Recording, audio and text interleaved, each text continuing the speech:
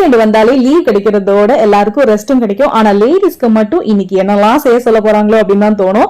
ஓடுறது, தாவுறது, நீந்துறது, பறக்கிறதுன்னு லிஸ்ட் பெருசா போய்கிட்டே இருக்கும். சிக்கன் ஃபிஷ்ஷும் சாப்பிட்டு போர் அடிக்கவே மாமா காடை செஞ்சு தர சொன்னதுனால ஹஸ்பண்டும் காடை ரோஸ்ட் செஞ்சுதா அப்படின்னு சொல்லி வாங்கிட்டு வந்துட்டாரு.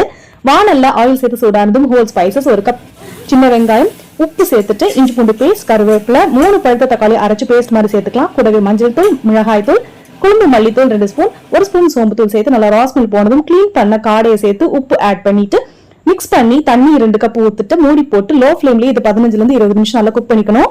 இப்ப கொஞ்சமா லெமன் பிழிஞ்சு சேர்த்துக்கலாம். தண்ணி எல்லாம் வத்தி காடை நல்லா வெந்துருச்சு. தாளிப்பு கரண்டில 1 ஸ்பூன் தனி மல்லித்தூள் சேர்த்துக்கலாம். 1 ஸ்பூன் மிளகுத்தூள், கருவேப்பிலை சேர்த்து நல்லா பொரிச்சதும் காடையில சேர்த்துட்டு கொத்தமல்லி தழை தூவி சர்வ் பண்ணா. எப்பா ஏய் இத பாக்கும்போதே நாக்கெல்லாம் ஊறுதப்பா. நம்ம பாட்டனும் முப்பாட்டனும் எப்படி யோசிச்சு கண்டுபிடிச்சிருக்கு பாருங்க. சரியா வெயிட்டுக்கு ஏத்த புரதச்சத்து இருக்கிற ஒரு அருமையான ரெசிபி. இந்த வீடியோ உங்களுக்கு பிடிச்சிருந்தா லைக் பண்ணுங்க, சப்ஸ்கிரைப் பண்ணுங்க, உங்க ஃப்ரெண்ட்ஸ் அண்ட் ஃபேமிலிக்கு மறக்காம ஷேர் பண்ணுங்க. Thank you.